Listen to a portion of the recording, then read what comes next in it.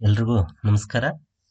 Welcome to ಈ content in the subject of entrepreneurship development for the semester of 5th semester, University of Tumkur. Session number 46. My name is Munindra,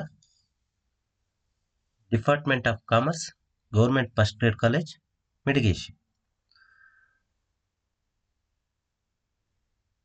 so project report ಬಗ್ಗೆ ಇವತ್ತಿನ ಒಂದು session ತಗೊತಾ ಇದ್ದೀವಿ.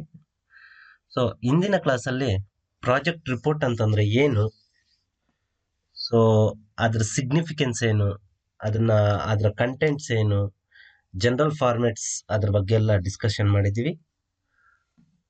So ಇವತ್ತಿಗೆ project report ಅಲ್ಲಿರುವಂತಹ project report ಅನ್ನ ಯಾವ ರೀತಿ preparation ಮಾಡ್ತೀವಿ ಅನ್ನುವಂಥ ಸೆಷನ್ ಇವತ್ತಿನ ಸೆಷನ್ ಆಗಿರುತ್ತೆ. ಬಿಫೋರ್ ಪ್ರಾಜೆಕ್ಟ್ ಪ್ರಿಪ್ರೇಷನ್ ನ ಯಾವ ರೀತಿ ಮಾಡ್ತೀವಿ ಅನ್ನೋದಕ್ಕಿಂತ ಮೊದಲು what is called as a project.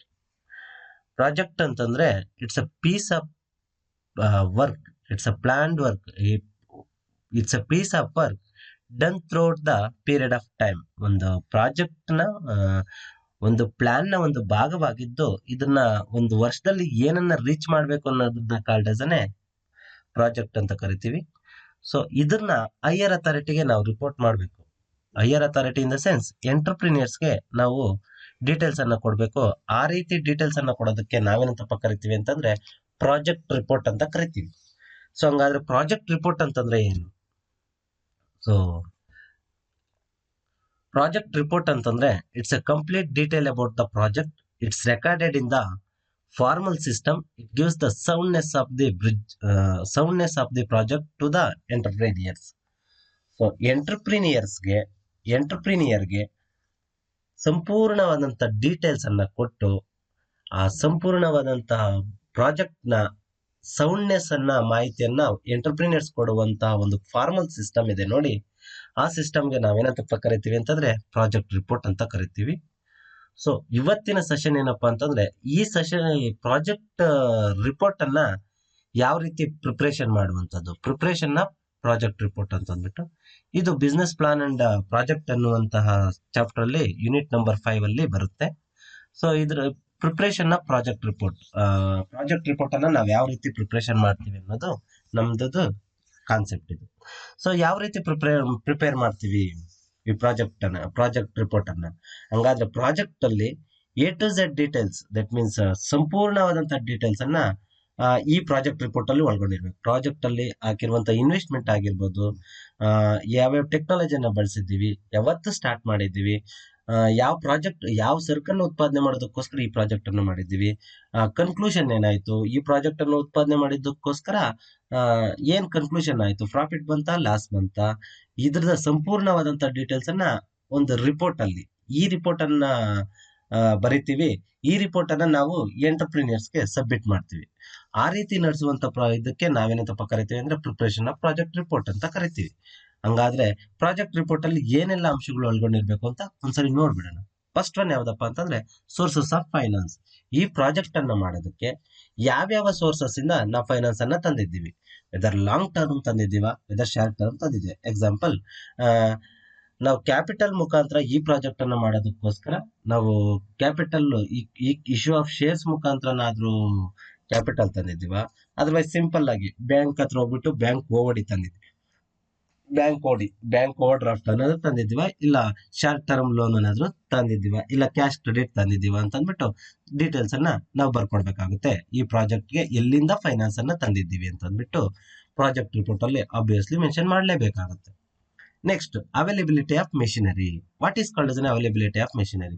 ಯಾವ್ಯಾವ ಮೆಷಿನರಿಯನ್ನ ಬಳಸಿದ್ದೀವಿ ಅನ್ನುವಂತ ಡೀಟೇಲ್ಸ್ ಅನ್ನ, ಈ ಮೆಷಿನರಿನ ನಾವೆಲ್ಲೆಲ್ಲಿ ತಂದಿದ್ದೀವಿ, ಮತ್ತೆ ಈ ಮೆಷಿನರಿನ ಯೂಸೇಜ್ ಎಲ್ಲಿ ಮಾಡಿದ್ದೀವಿ ಈ ಪ್ರಾಜೆಕ್ಟ್ಗೆ ಅನ್ನುವಂತ ಡೀಟೇಲ್ಸ್ ಅನ್ನ ನಾವು ರಿಪೋರ್ಟ್ ಅಲ್ಲಿ ಬರಲೇಬೇಕಾಗುತ್ತೆ. ಟೆಕ್ನಿಕಲ್ ನೋವು, ಯಾವ್ದಾದ್ರು ಸೊ ಯಾವ್ದಾದ್ರು ಇಂಟ್ಯಾಂಜಿಬಲ್ ಅಸೆಟ್ಸ್ ಏನಾದ್ರು ನಮ್ಮ ಪ್ರಾಜೆಕ್ಟ್ಗೆ ಬಳಸಿದ್ರೆ ಆ ಪ್ರಾಜೆಕ್ಟ್ ಡೀಟೇಲ್ಸ್ ಅನ್ನು ಕೂಡ ನಮ್ಮ ಪ್ರಾಜೆಕ್ಟ್ಗೆ ಯಾವ್ದಾದ್ರು ಟೆಕ್ನಿಕಲ್ ಇಂಟ್ಯಾಂಜಿಬಲ್ ಅಸೆಟ್ಸ್ ಏನಾದ್ರು ಬಳಸಿದ್ರೆ ಎಷ್ಟು ಬಳಸ್ಕೊಂಡಿದೀವಿ, ಯಾವ ಕಾಪಿರೈಟ್ ಅನ್ನ ಬಳಸಿದ್ವಿ, ಯಾವ ಟೆಕ್ನಿಕಲ್ ಲೋನ್ ಅನ್ನ ಬಳಸಿದೀವಿ ಅಂತ ಅಂದ್ಬಿಟ್ಟು ಸಂಪೂರ್ಣವಾಗಿ ರಿಪೋರ್ಟ್ ಅನ್ನ ನಾವು ಮಾಡಬೇಕಾಗುತ್ತೆ. Next one, market potential.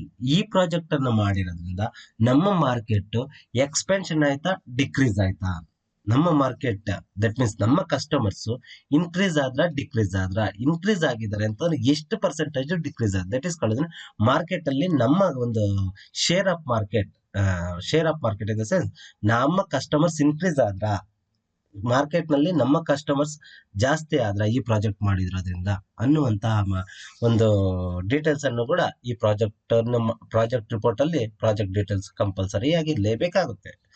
Next one ಯಾವ್ದಪ್ಪ ಅಂತಂದ್ರೆ ಈ ಪ್ರಾಜೆಕ್ಟ್ ಅನ್ನ ಮಾಡಿರೋದ್ರಿಂದ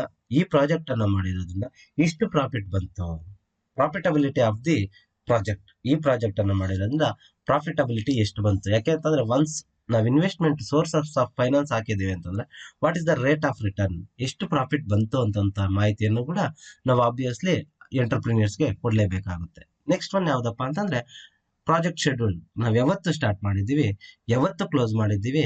ನೆಕ್ಸ್ಟ್ ಒನ್ ಆಸ್ ಯೂಶುವಲಿ ಯಾವತ್ತು ಸ್ಟಾರ್ಟ್ ಮಾಡಿದೀವಿ, ಯಾವತ್ತು ಕ್ಲೋಸ್ ಮಾಡಿದೀವಿ, ಮತ್ತೆ ಇದ್ರ ಇನ್ನೆಷ್ಟು ವರ್ಷ ಕಂಟಿನ್ಯೂ ಮಾಡ್ತೀವಿ ಕ್ಲೋಸ್ ಮಾಡಬೇಕು ಅಂತಂದ್ರೆ, ಸೊ ಈ ತರದ ಡೀಟೇಲ್ಸ್ ಅನ್ನು ಕೂಡ ಆಬ್ವಿಯಸ್ಲಿ ನಾವು ಈ ಪ್ರಾಜೆಕ್ಟ್ ರಿಪೋರ್ಟ್ ಅಲ್ಲಿ ಕೊಡ್ಲೇಬೇಕಾಗುತ್ತೆ.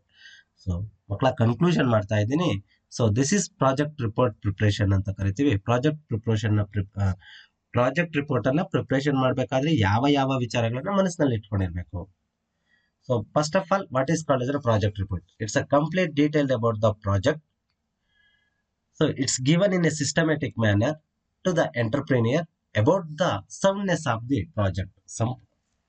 ಈ ಪ್ರಾಜೆಕ್ಟ್ ಅಲ್ಲಿ ಯಾವ ಆಕ್ಟಿವಿಟೀಸ್ ನಡೀತಿದೆ ಅಂತ ಅಂದ್ಬಿಟ್ಟು ಎಂಟರ್ಪ್ರಿನಿಯರ್ಸ್ಗೆ ರಿಪೋರ್ಟ್ ಮಾಡ್ತೀವಿ. ಈ ರೀತಿ ರಿಪೋರ್ಟ್ ಮಾಡಬೇಕಾದ್ರೆ ಫಾರ್ಮಲ್ ಸಿಸ್ಟಮ್ ಹಾಕಿ ಬಳಸ್ತೀವಿ. ಈ ರೀತಿ ಮಾಹಿತಿ ಕೊಡೋದಕ್ಕೆ ನಾವು ಪ್ರಾಜೆಕ್ಟ್ ರಿಪೋರ್ಟ್ ಅಂತ ಕರಿತೀವಿ. ಇದನ್ನ ಪ್ರಿಪರೇಷನ್ ಮಾಡಬೇಕಾದ್ರೆ ಯಾವ ಅಂಶಗಳನ್ನ ಒಳಗೊಂಡಿರ್ಬೇಕು? ಫಸ್ಟ್ ಆಫ್ ಆಲ್ ಯಾವ್ದಪ್ಪ ಇರಬೇಕು ಅಂತಂದ್ರೆ ಸೋರ್ಸಸ್ ಆಫ್ ಫೈನಾನ್ಸ್ ಇರಬೇಕು, ಅವೈಲಬಿಲಿಟಿ ಆಫ್ ಮೆಷಿನರಿ ಇರಬೇಕು, ಟೆಕ್ನಿಕಲ್ ದಟ್ ಮೀನ್ಸ್ ಯಾವ್ದಾದ್ರು ಇಂಟ್ಯಾಂಜಿಬಲ್ ಅಸೆಟ್ಸ್ ಅನ್ನ ಬಳಸಿದ್ರೆ ಅದನ್ನು ಕೂಡ ಮೆನ್ಷನ್ ಮಾಡಿರ್ಬೇಕು.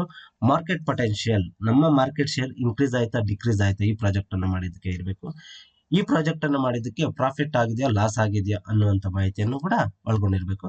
ನೆಕ್ಸ್ಟ್ ಲಾಸ್ಟ್ ಒನ್ ಯಾವ್ದಪ್ಪ ಅಂತಂದ್ರೆ ಪ್ರಾಜೆಕ್ಟ್ ಶೆಡ್ಯೂಲ್. ಯಾವತ್ತು ಸ್ಟಾರ್ಟ್ ಮಾಡಿದೀವಿ, ಎಕ್ಸ್ಪೆಕ್ಟೆಡ್ ಡೇಟ್ ಆಫ್ ಕಂಪ್ಲೀಷನ್ ಎಷ್ಟು ಅನ್ನುವಂತ ಮಾಹಿತಿಯನ್ನು ಕೂಡ ಒಳಗೊಂಡಿರ್ಬೇಕು. ಇಷ್ಟು ಮಾಹಿತಿಯನ್ನು ಒಳಗೊಂಡು ನಾವು ಹೈಯರ್ ಅಥಾರಿಟಿಗೆ ದಟ್ ಮೀನ್ಸ್ ಎಂಟರ್ಪ್ರಿನಿಯರ್ಗೆ ನಾವು ಪ್ರಾಜೆಕ್ಟ್ ರಿಪೋರ್ಟ್ ಅನ್ನ ನಾವು ಸಬ್ಮಿಟ್ ಮಾಡ್ತೀವಿ. ಇಷ್ಟು ಪ್ರಾಜೆಕ್ಟ್ ರಿಪೋರ್ಟ್ ಅನ್ನ ಪ್ರಿಪೇರ್ ಮಾಡಬೇಕಾದ್ರೆ ಒಳಗೊಂಡಿರ್ಬೇಕಾದಂತ ಅಂಶಗಳು. ಸೊ ಇಷ್ಟನ್ನು ನಿಮ್ ಜೊತೆ ಹಂಚಿಕೊಂಡಿದ್ದಕ್ಕೆ ತಮ್ಗೆಲ್ಲ ಧನ್ಯವಾದಗಳು. ಥ್ಯಾಂಕ್ಸ್ ಎಲ್ಲ ಮಕ್ಕಳು.